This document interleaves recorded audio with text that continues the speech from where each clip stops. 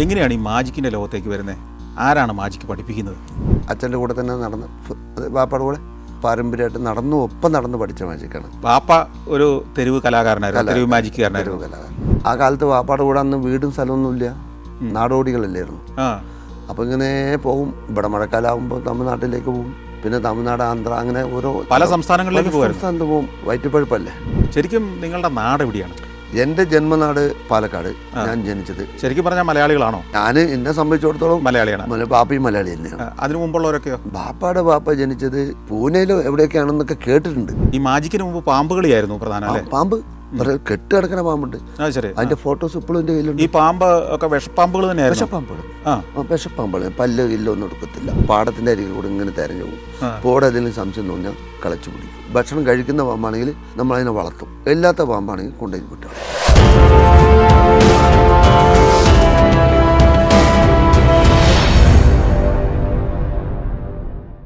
ചെർപ്പളശ്ശേരി ഷംസുദ്ദീൻ ചെർപ്പളശ്ശേരി എന്നും വിളിക്കും. അദ്ദേഹം പ്രശസ്തനായ ഒരു തെരുവ് കലാകാരനാണ്, തെരുവ് മജീഷ്യനാണ്, തെരുവ് ജാലവിദ്യക്കാരനാണ്. ഒപ്പം പാമ്പുമായി അഭ്യാസ പ്രകടനങ്ങൾ നടത്തുന്നയാളാണ്. സിനിമകളിൽ പാമ്പുകളെ ആവശ്യമുള്ളപ്പോൾ അദ്ദേഹത്തെയാണ് സിനിമാ സെറ്റുകളിൽ നിന്ന് വിളിക്കാറ്. അദ്ദേഹം തലമുറകളായി പ്രവർത്തിച്ചു വരുന്ന ഒരു മേഖലയെക്കുറിച്ച്, പാമ്പഭ്യാസങ്ങളും മാജിക്കും ഒക്കെ എങ്ങനെ അവതരിപ്പിക്കുന്നു, അതിൻ്റെ പിന്നിലെ കഥകൾ, രഹസ്യങ്ങൾ ഒക്കെ നമ്മളോട് വെളിപ്പെടുത്തുകയായിരുന്നു. ആ കഥകൾ നമുക്ക് തുടരാം. ഈ പാമ്പ് ഈ മാജിക്കിൻ്റെ കൂടെ എപ്പോഴും ഉണ്ടായിരുന്നു അല്ലേ? മുമ്പുണ്ടായിരുന്നു. അത് ഈ സിനിമയിൽ പാമ്പിൻ്റെ ആവശ്യം വരുമ്പോൾ ഒക്കെ നിങ്ങൾ പോകാറുണ്ടെന്ന് ഞാൻ കേട്ടിട്ടുണ്ട്. വർഷങ്ങൾക്ക് മുമ്പ് ആണല്ലേ? ഈ സിനിമ ഏതൊക്കെ സിനിമകളിലാണ് അന്ന് ഈ പാമ്പിൻ്റെ ആവശ്യം വരുന്നത്? ഞാൻ പാമ്പ് ഫസ്റ്റിൽ എനിക്ക് ഷൂട്ടിങ്ങിന് പാമ്പ് എന്ന് പറയുന്ന സംഗതി ഞാനായിട്ട് അഭിനയിപ്പിച്ചത്. പാമ്പ് അഭിനയിക്കുന്നില്ല, അത് വെറുതെ പറയലാണ്. പാമ്പ് അഭിനയിക്കുന്നില്ല.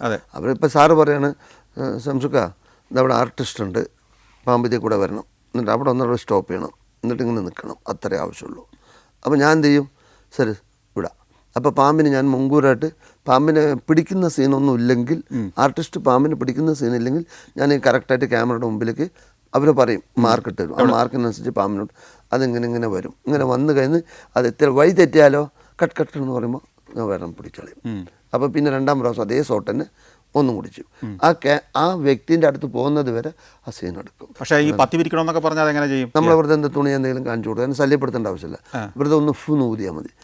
ഊതിയാൽ ഒരു ചേരൻ്റെ കയ്യിൽ വെച്ചിട്ട് വിട്ട് കഴിഞ്ഞാൽ ഒരു 3 പ്രാവശ്യം നമ്മൾ ആദ്യം നല്ല പാസിങ് സ്പീഡ് കൂടും. അപ്പോൾ 2 പ്രാവശ്യം നമ്മളെടുത്ത് ട്രെയിനിങ് കഴിഞ്ഞാൽ കൈ തട്ടിയിട്ട് കിക്കിളി മാറിയാൽ മെല്ലെ അവർ വിചാരിച്ചതിൻ്റെ അളവ് കിട്ടും. ഈ സിനിമയിൽ പാമ്പിനെ കൊണ്ടുപോകാൻ തുടങ്ങിയത് വാപ്പയുടെ കാലത്താണോ?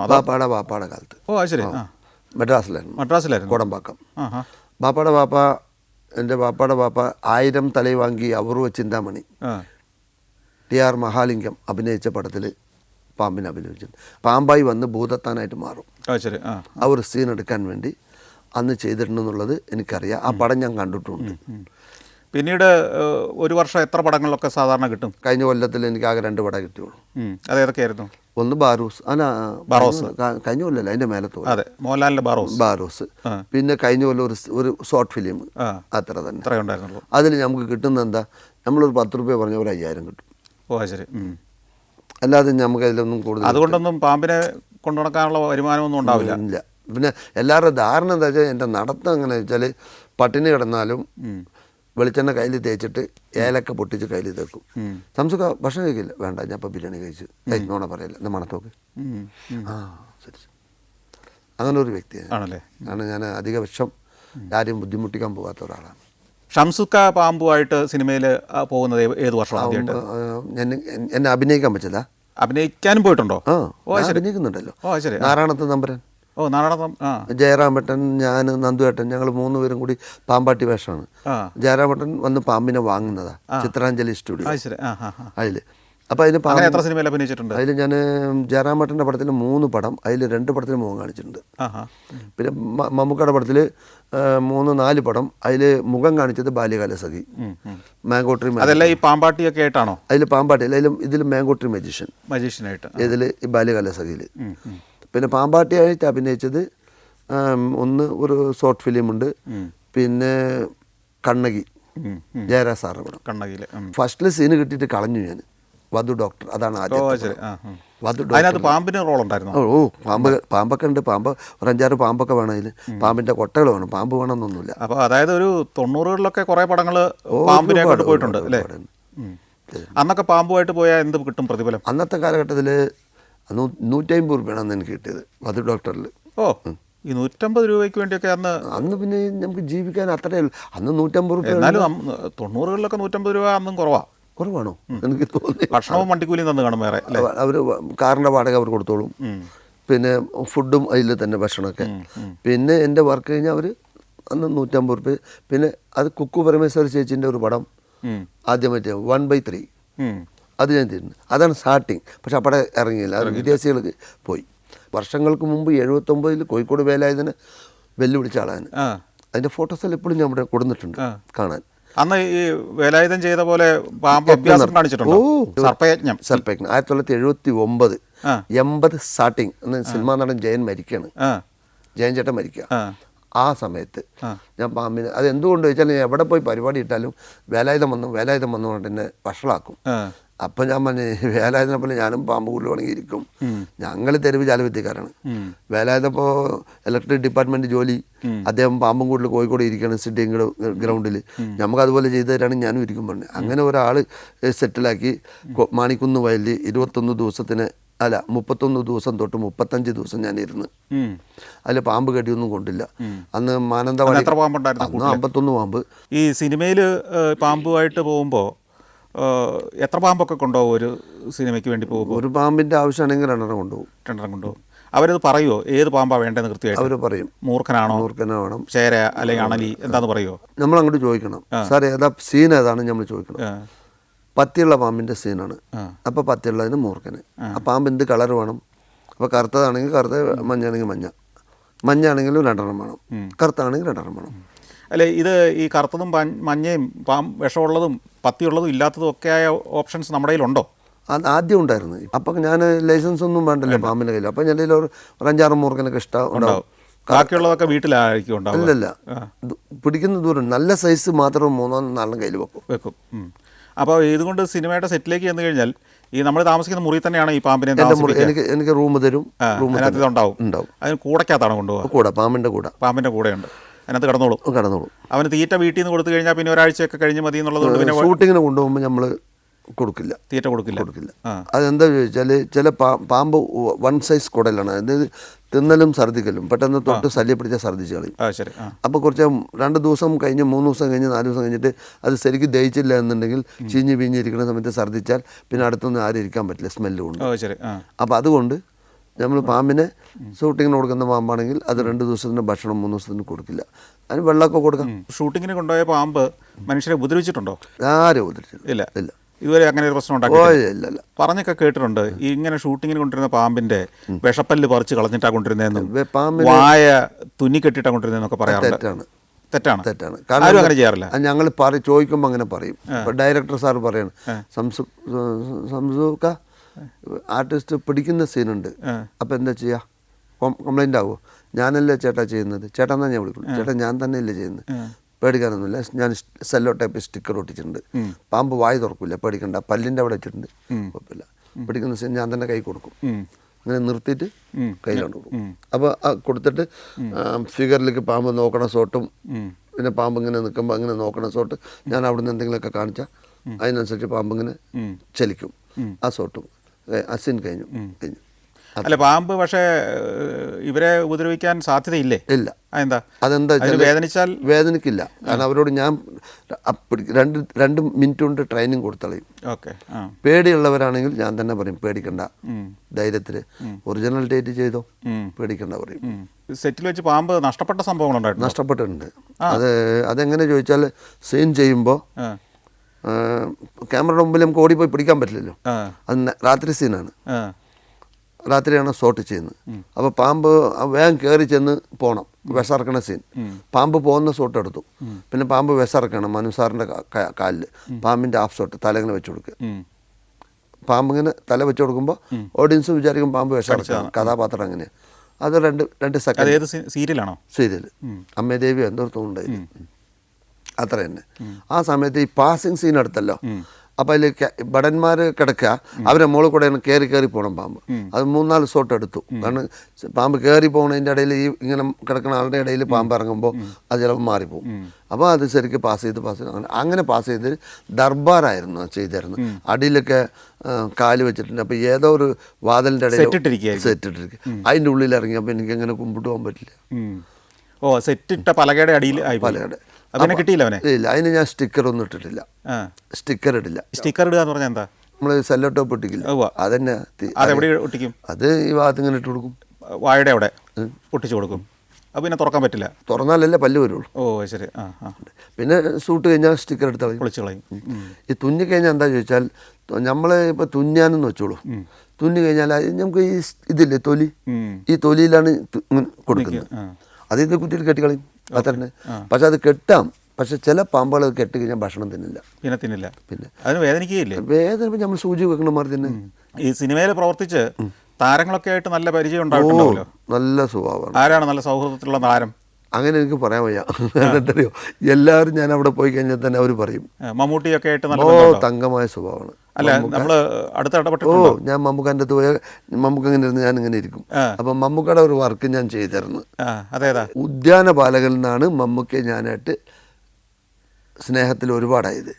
വേണു സാറും ലോകിദാസ് സാറും കൂടി ഉണ്ടായിരുന്നു. അന്ന് ഞാൻ എൻ്റെ മമ്മൂക്കയുടെ സ്വഭാവങ്ങൾ ഞാൻ മനസ്സിലാക്കി. അല്ല, ഞാൻ ചോദിക്കുന്നത്, ഉദ്യാനപാലകലിനകത്ത് പാമ്പിന്റെ ആവശ്യം ഉണ്ട്. കാവേരി പാമ്പ് കടിക്കുന്ന സീനാണ്. ഓ ശരി.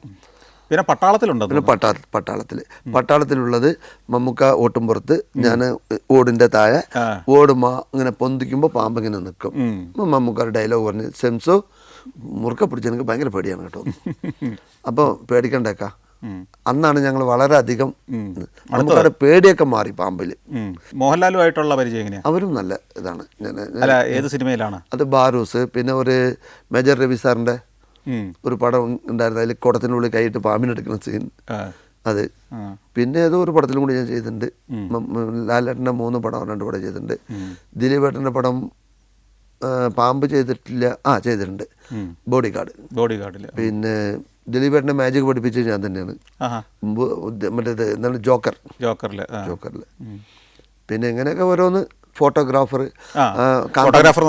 സിനിമയിൽ കാന്തമ്പാറ, വയനാട്. അപ്പോൾ എനിക്ക് സീൻ വേണം പറഞ്ഞു. എന്താ സാർ സീൻ? പാമ്പിന്റെ ആണോ? പാമ്പ് ലാലേട്ടൻ കിടക്കുമ്പോൾ പാമ്പ് ലാലേട്ടൻ്റെ കാലിൻ്റെ മുകളിൽ കൂടെ കയറി ഇറങ്ങി പോകുന്ന സീൻ. എന്ത് പാമ്പ് അത്? പൈത്താൻ പെരുമ്പാമ്പ്. പെരുമ്പാമ്പ് അപ്പോൾ ഷംസുക്കായ്ക്കുണ്ടോ? ഉണ്ടായിരുന്നു, മുമ്പ് ഉണ്ടായിരുന്നു. ഓ ശരി. ഇപ്പല്ല. അല്ല, അന്ന് പെരുമ്പാമ്പ് ഉണ്ടായിരുന്നു. നല്ല പച്ചവെള്ളം പോലെ ആണെങ്കിൽ പാമ്പ ഒന്നും കാട്ടില്ല. അതിന്റെ സ്റ്റിക്കർ ഇടണ്ട, ഒന്നും ഇടണ്ട. അതിന്റെ പാട്ടില്ല, അതിങ്ങനെ തീവണ്ടി പോകുന്ന പാട്ട്. അത് എത്ര ദിവസം കൊണ്ട് ഷൂട്ട് ചെയ്തത്? അത് രാവിലെ ഞാൻ പോയി 2 ദിവസം അവിടെ വർക്കിന് പോയി. ഒരു ദിവസം ഉള്ളു സീൻ. പക്ഷെ അന്നത്തെ മഞ്ഞൊക്കെ കൂടുതൽ, തണുപ്പ്. എനിക്ക് ആ ചട്ടയിന് ഭയങ്കര പേടിയാ. അട്ട കടിച്ച ചാകണ പാമ്പിനും കൂടി പേടിയില്ല, അട്ട ഭയങ്കര പേടിയാ. അപ്പം ഞാനെങ്കിൽ അട്ട ഉണ്ടെന്ന് പറഞ്ഞപ്പോൾ കൈകാൽ വറക്കാൻ തുടങ്ങി. അപ്പോൾ ആ ലാലേട്ടൻ പറഞ്ഞിട്ടുണ്ട്, സെംസൊക്കെ അട്ടനെ പേടിക്കണ്ട, ഇക്കാന്ന് വിളിക്കുള്ളൂ, പേടിക്കണം. ഞാൻ ലാലേട്ടനോട് പറയും, ലാലേട്ടാന്ന് ഞാൻ വിളിക്കുന്നത്, നിങ്ങൾ എന്നെ സംസുക്കാന്ന് വിളിക്കുന്നത്, അതും പേടിക്കാനൊന്നുമില്ല, അട്ടനെ പേടിക്കണ്ട, സംസുക്ക മുമ്പേ പോയാൽ മതി പറഞ്ഞു. മുമ്പേ പോയാൽ അട്ട കടിക്കില്ല, മുമ്പേ പോയാൽ അട്ട കടിക്കില്ല പറഞ്ഞു. അതെന്താ അങ്ങനെ? മുമ്പേ പോയി കഴിഞ്ഞാൽ ഈ വാസന ഉണ്ടല്ലോ, നമ്മുടെ സ്മെല്ല്, അട്ടകളെ പൊന്തുമ്പോഴേക്കിന് പിന്നിൽ വരുന്ന ആളുടെ കാലിൽ കടിക്കുള്ളൂ, അതാണ്. അപ്പം പിന്നെ മൂപ്പർ പറഞ്ഞാണ്, ഈ എന്താണ്, ഡെറ്റോളും ഉപ്പും കൂടി എന്തോ ചേർത്തിട്ട് തേച്ചാൽ മതി, അങ്ങനെ ചേർത്തിട്ടാണ് ആ സീൻ എടുക്കുന്നത്. ഈ പൈത്തൻ എന്താണ് ഭക്ഷണം കൊടുക്കുക? അവർക്ക് ഞാൻ പെരിച്ചായിനെ പിടിച്ചു കൊടുക്കും. കോഴിനൊന്നും ഞാൻ കൊടുക്കലില്ല. പാമ്പുകൾക്ക് കോഴി കുഞ്ഞുങ്ങളൊന്നും വാങ്ങിച്ചു കൊടുക്കലില്ല. കോഴിയെ പിടിച്ച് മുഴുങ്ങുമ്പോൾ മിയാന്ന് തൊള്ളയിടുമ്പോൾ എനിക്കൊരു സങ്കടം. അതുകൊണ്ട് ഞാൻ എന്ത് ചെയ്യുന്നു, ഇപ്പോൾ ഈ ബീഫ് വാങ്ങും. മുമ്പൊക്കെ ബീഫ് കഷ്ണം വാങ്ങിച്ചിട്ട് ഓരോ കഷ്ണം അതിൻ്റെ ഉള്ളിൽ ഇട്ട് കൊടുത്ത് സ്മെല്ല് കാരണം കഷ്ണത്തിന് വിഴുങ്ങിക്കളയും. അങ്ങനെ വളർത്തും. ജീവികളെ വളർത്തുന്ന കാര്യത്തിൽ വലിയ ഇഷ്ടമാണ്. ഈ സിനിമയിൽ അഭിനേതാക്കളുടെ കയ്യിലേക്ക് ഈ പാമ്പിനെ കൊടുക്കുമ്പോൾ ഇവരൊക്കെ ശരിക്കും പറഞ്ഞാൽ ധൈര്യമുള്ളവരാണോ? പിടിക്കുമോ? അല്ലല്ല, അതിൽ ജയറാമേട്ടനും ഭയങ്കര പേടിയാണ്, പിന്നെ പേടി മാറ്റി കൊടുത്തിരുന്നു. എന്താ പുള്ളി ഈ പാമ്പിനെ കാണുന്നത് തന്നെ പേടിയാണ്. മമ്മൂക്കാണ് തീരെയും പേടിയാണ്. അപ്പം മമ്മൂക്കൊക്കെ ഭയങ്കര പേടിയാണ്. പക്ഷേ ഈ ജയറാമേട്ടൻ കുറച്ചുകൂടി ധൈര്യം ഉണ്ട്. ഏറ്റവും പേടി മമ്മൂക്കൊക്കെ പാമ്പിനെ പേടിയാണ്. അടുത്തു കൂടി വരില്ല. പാമ്പെന്ന് പറയാനേ പാടില്ല. പാമ്പെന്ന് പറഞ്ഞാൽ പോയി കട്ടായി. ജയറാമേട്ടൻ്റെ പേടി മാറ്റിയത് മറ്റേ ഇത് എന്താ പറയുക, പടം സർക്കാർ ദാദ. പാമ്പ് പിടിച്ചിട്ട് വരുന്നുണ്ട്, ബാത്റൂമിൽ നിന്ന് പാമ്പിനെ പിടിക്കുന്ന സീനാണ്. ഒറിജിനൽ പിടിച്ചിട്ട് ഇവിടെ അങ്ങനെ റിസോർട്ടുണ്ട്. അപ്പോൾ അത് പിടിക്കാനും ഇവർക്കൊരു പേടി. ഞാൻ വേണ്ട, പേടിക്കേ വേണ്ട, ഒറിജിനാലിറ്റി ചെയ്തോ, ഡൂപ്പൊന്നും വേണ്ട, അത് കടിച്ചു കഴിഞ്ഞാൽ എന്തെങ്കിലും പറ്റില്ലേ. ഞാൻ സ്റ്റിക്കർ ഇട്ടിട്ടില്ല. സ്റ്റിക്കർ ഉണ്ടല്ലോ, പിന്നെന്താ പേടിക്കുള്ളത്? സ്റ്റിക്കറൊക്കെ ഇട്ടുണ്ടാവും. സംശയവും കഷ്ടകാലം പിടിച്ച സമയത്ത് സ്റ്റിക്കർ പൊട്ടി എൻ്റെ പണി തീർന്നുമില്ലേ? ആർക്ക് കഷ്ടകാലം? എനിക്ക് കഷ്ടകാലം പിടിക്കില്ല. ഞാനൊരു കാര്യം ചെയ്യട്ടെ, ഞങ്ങളുടെ പാരമ്പര്യമായിട്ടൊരു സാധനം ഉണ്ട് തരാൻ പറഞ്ഞു. അതെന്ത് സാധനം? ഈ മോതിരം ഞങ്ങളുടെ ബാപ്പ കാരണം പറഞ്ഞ തന്നാ, ഇതിട്ട പാമ്പ് കടിക്കത്തില്ല പറഞ്ഞു. അങ്ങനെയാണോ? സത്യമാണോ? ഇട്ടോ, ഉറപ്പാ. അപ്പോൾ പണ്ട് ജഗദീഷ് ശ്രീകുമാർ ചേട്ടൻ അല്ലേ, ജഗദീഷ് കുമാറല്ലേ, ജഗദീഷ് ചേട്ടൻ അത് കൊള്ളാമല്ല പരിപാടി. വേഗം ഒരു കൊടുത്തു വേറിട്ട് പോയിട്ട് മൂപ്പര് പാമ്പ് പിടിച്ചു കളഞ്ഞു. അങ്ങനെ സംഭവിച്ചു. എന്നിട്ട് അതിന് മോതിരം മാത്രം ഇനി പാമ്പിനെ പിടിച്ചു കഴിഞ്ഞിട്ട് ഞാൻ തരുള്ളൂ. പിടിച്ചു കഴിഞ്ഞു, നാളെ കഴിഞ്ഞു, ആ സീൻ കഴിഞ്ഞു. സംശയം ഇതുകൊണ്ടേ കോട്ടയിലിട്, ആ ഒരൊറ്റ ഷോട്ട് നന്നായി ചെയ്ത്. പക്ഷേ ഈ മോതിരത്തിന് വലിയ ശക്തിയൊന്നും ഉണ്ടായിരുന്നില്ല. ഞാൻ അയാൾക്ക് ധൈര്യം കൊടുത്താണ്. മോതിരത്തിൽ എന്താണുള്ളത്? ആത്മവിശ്വാസം അത്ര തന്നെ. ആ മോതിരം തിരിച്ചു തന്നല്ലേ? മോതിരം എൻ്റെ കയ്യിൽ തന്നെ ഇട്ടു. മോതിരം തൊട്ടവൻ്റെ പാമ്പിനെ പിന്നെ തൊടില്ല പൂപ്പര്. മോതിരം എൻ്റെ തന്ന ശേഷം അതിൻ്റെ അടുത്തേക്ക് മുകളിൽ പഠിച്ചു. അതൊരു വിശ്വാസമാണ്. ഇപ്പോൾ കല്ലിൽ ദൈവമല്ല, മനസ്സിലെ ദൈവം പറഞ്ഞ പോലെ ഒരു വിശ്വാസം. അതാണ്. ഈ ഷംസുക്ക ഈ പാമ്പുമായിട്ട് സിനിമയിലേക്ക് പോകുന്നതിന് മുമ്പ് തന്നെ അച്ഛൻ കുറേയേറെ സിനിമകളിൽ ഒരുപാടുണ്ട്. അച്ഛൻ്റെ കൂടെ അന്ന് സഹായിയായിട്ട് പോയിട്ടുണ്ട്. ഉണ്ടോ? ഓ, എത്ര സിനിമ പോയിട്ടുണ്ടാവും? ആ കാലഘട്ടത്തിൽ പൂമ്പാറ്റ പറഞ്ഞ ശ്രീദേവിയുടെ പടം പഴയ കാലത്ത്, അത് മറ്റേ അത് അച്ഛൻ്റെ സഹായിയായിട്ടാണ് പോകുക. അച്ഛൻ്റെ കൂടെ. അച്ഛൻ്റെ പാമ്പിൻ്റെ കെട്ട് ഞാൻ പിടിക്കണം, തലയിൽ വെച്ച് തരുകൊണ്ട് പൂമ്പാറ്റ. അപ്പോൾ അത് പാമ്പ് കളിക്കുന്ന സീനിൽ അച്ഛൻ ഉണ്ടായില്ല. പൂമ്പാറ്റയിൽ കുടു നടിക്കും. പാമ്പ് കളി ചന്തയിലാ. മദ്രാസിലായിരിക്കും കൂടുതലല്ലേ? അല്ല, അത് ഇതിവിടെ വെച്ചിട്ട് എടുത്തിരിക്കുന്നത്, കൊടങ്ങല്ലൂരടുത്ത്. എന്നെ കാട്ടി ശ്രീദേവിക്ക് ഏറിയാൽ ആ കാലഘട്ടത്തിൽ എന്നെ കാട്ടി 3 വയസ്സ് കൂടും. ഇപ്പം എനിക്ക് 68 കഴിഞ്ഞ്. ഇപ്പം എന്താണ് ഇപ്പോഴത്തെ പ്രധാന പരിപാടി? ഇപ്പോഴത്തെ പ്രധാന പരിപാടി എന്താ ചോദിച്ചാൽ, ജീവിതം ഇങ്ങനെ കൊണ്ടുപോകുന്നുണ്ട്. ഇപ്പോൾ ഒറ്റയ്ക്കാ പോകണം, മറ്റേത് ഹെൽപ്പ് ചെയ്യാനൊക്കെ ആളുണ്ടാവും. ഇപ്പോൾ പരിപാടിയൊക്കെ ബുക്ക് ചെയ്ത് കഴിഞ്ഞാൽ പോകും, പരിപാടി ഇടും. മാജിക്കാണോ? പാമ്പില്ല, മാജിക്. അതായത് മാങ്കോട്ടറി എന്ന് പറഞ്ഞ ടെക്നിക്ക് ശരിക്കും പറഞ്ഞാൽ എന്താണ് ആ മാജിക്ക്? അതിൻ്റെ ടെക്നിക്ക് എന്ന് പറയുകയാണെങ്കിൽ, ടെക്നിക്ക് പറയണ്ട, അതെന്താണ് ആ ഷോ എന്ന് പറഞ്ഞാൽ? ഷോ എന്ന് പറഞ്ഞാൽ നമ്മൾ മാങ്ങ അണ്ടി ഒരു കുഴി കുഴിക്കും. കുഴി കുത്താൻ പറ്റാത്ത സ്ഥലമാണെങ്കിൽ പൂച്ചട്ടിയുണ്ട്, അത് വെക്കും. നിങ്ങൾ എത്രയോ മാജിക് കണ്ടിട്ടുണ്ടാവും. ഇന്ത്യയിൽ അംഗീകാരം കിട്ടിയ ഒരു കലയുണ്ട്, ഇന്ത്യൻ മാങ്കോട്ടറി. ഒരു മാങ്ങ 2 കുഴിയിൽ വെച്ച് വെള്ളം വെച്ച് കൈ കാണിച്ചാൽ സെക്കൻഡ് കൊണ്ടത് മാവായി അതിൽ മാങ്ങ ഉണ്ടാവും, മാങ്ങയൊക്കെ മുറിച്ച് തരും. അത് കാണണം. അത് ഞാൻ അവതരിപ്പിച്ച് കാണിച്ചു കൊടുക്കും. അത് മാങ്ങ 2 വെച്ചു. സംശയം ഉണ്ടെങ്കിൽ നോക്കിയോളൂ, മാങ്ങ 2 തന്നെയാണോ? ആൾക്കാരുടെ നടുക്ക് തന്നെ വെച്ചിട്ടാണ്, ചുറ്റും ആൾ കൂടി നടുക്ക് തന്നെ കുഴി കുത്തി വെക്കും. എന്നിട്ട് കൊട്ടയറ്റം മൂടി തുറന്നൊക്കെ ചെറിയ തൈയായിരിക്കും. പിന്നെ കൊട്ടയറ്റം മൂടിയാൽ കൊട്ടയം കൂടി കൊള്ളത്തില്ല, അത്രയും വലിയ മരം. അത് എത്ര വലിപ്പം വരെ വെക്കും? അത് നമുക്ക് നമ്മൾ പറയും ഇങ്ങനെ തന്നെ, ഞാൻ ഇരുന്ന് എണിച്ചാൽ എൻ്റെ അരക്കെട്ട് വരെ പൊന്തും. അത് എന്നിട്ട് അത്രയുള്ളതിൽ കായൊക്കെ ഉണ്ടാവും, പൂക്കളും ഉണ്ടാവും. പൊട്ടിച്ചാൽ മാവുന്ന് മാങ്ങയെന്ന് ചുണ സ്പ്രേ അടിക്കും. ഈ ഷോ കഴിഞ്ഞിട്ട് ഈ മാന്തൈ എന്ത് ചെയ്യും?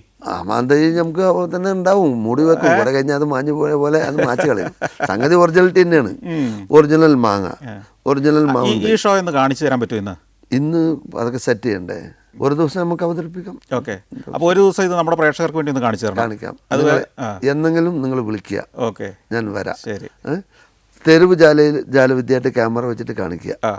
തെരുവ് 4 ഭാഗം ആൾക്കാർ. അല്ലെങ്കിൽ നിങ്ങൾ എന്തെങ്കിലും ഒരു ഫംഗ്ഷൻ ഉണ്ടെങ്കിൽ ആ ഫംഗ്ഷൻ നമ്മുടെ ഫംഗ്ഷൻ തന്നെ വെക്കാം, ആ ഫംഗ്ഷനിൽ വെച്ച് കളിക്കുക. സൂപ്പറായിട്ട്. ഇത് വിദേശത്ത് പോയി കളിച്ചിട്ടുണ്ടോ? കളിച്ച്. എവിടെയൊക്കെ പോയിട്ടുണ്ട്?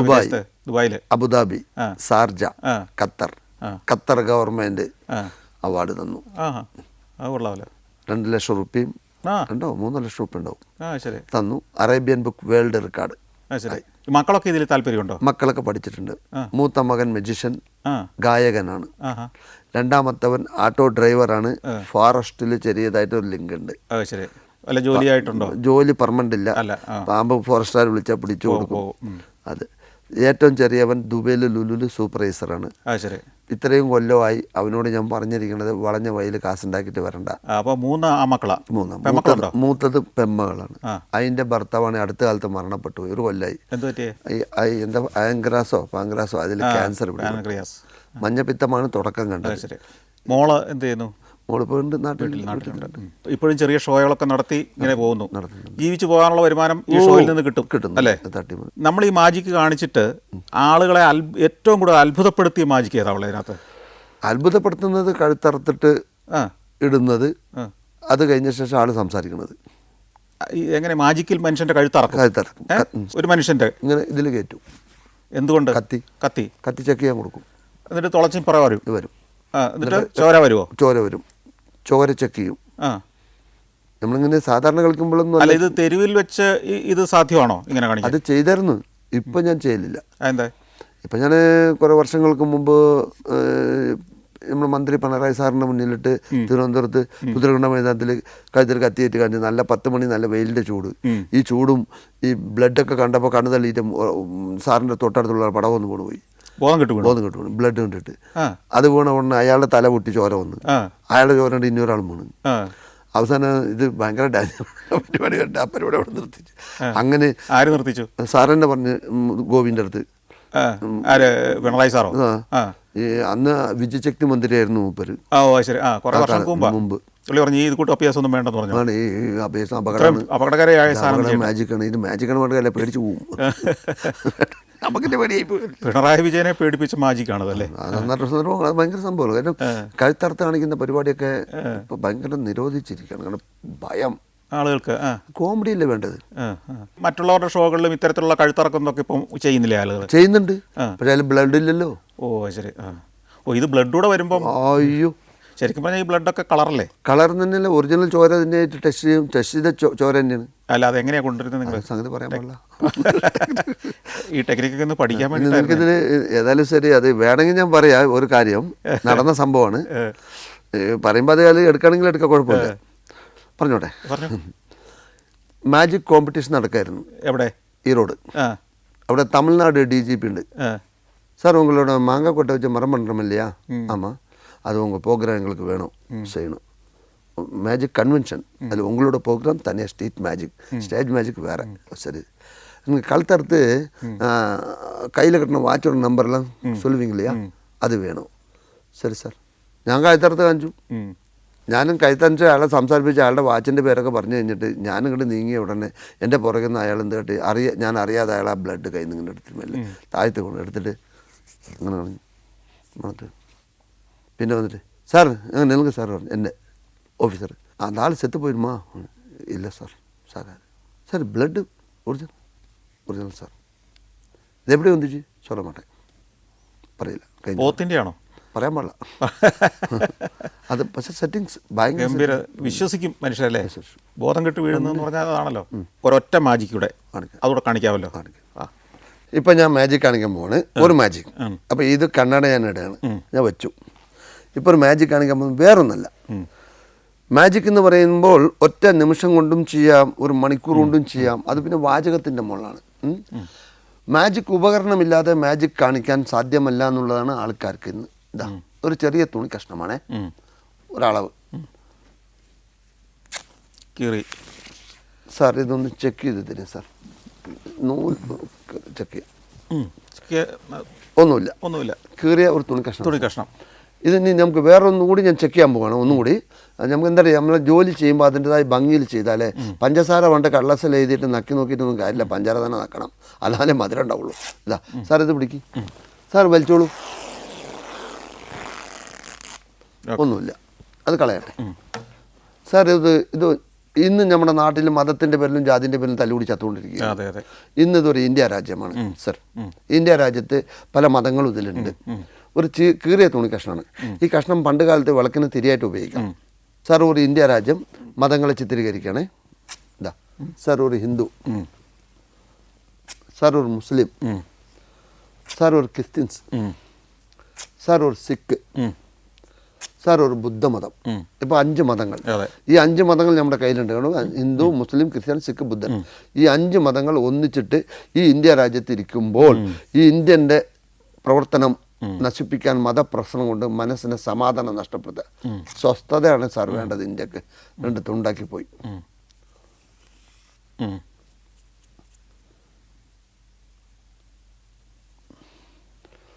അവിടെ ഒരു 5 പീസ്, ഇവിടെ 2 പീസ്.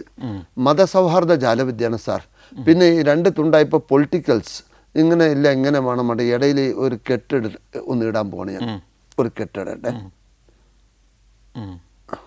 ഇങ്ങനെ കെട്ടിട്ട് കഴിഞ്ഞാൽ എന്തായാലും ഏച്ചുകൂട്ടിയാൽ മുഴച്ച് നിൽക്കും സാർ. ആ കഷ്ണങ്ങളൊക്കെ ഇതിൻ്റെ കൂടെ ഈ മുറിച്ചതിൻ്റെ കൂടെ വെക്കും, ഓരോന്നോരോന്നായിട്ട് ലൈവായിട്ട്. കാരണം ഞാൻ ചെയ്യുന്നത് സാറിന് ചെയ്ത്. അപ്പോൾ ഒരു ഹിന്ദു വെച്ചു, ഒരു മുസ്ലിമും വെച്ചു സാർ, ഒരു ക്രിസ്ത്യാനി വെച്ചു, ഒരു സിഖ് വെച്ചു, ഒരു ബുദ്ധമതമും വെച്ച് സാർ. ഇത് കംപ്ലീറ്റ് ഇതിൻ്റെ ഉള്ളിൽ വെച്ച് ഞാൻ ചുരുട്ടാണ് സാർ. ഇത് കംപ്ലീറ്റ് ചുരുട്ടിയിട്ട് ഒരു ബോൾ പോലെ ആക്കാണ്.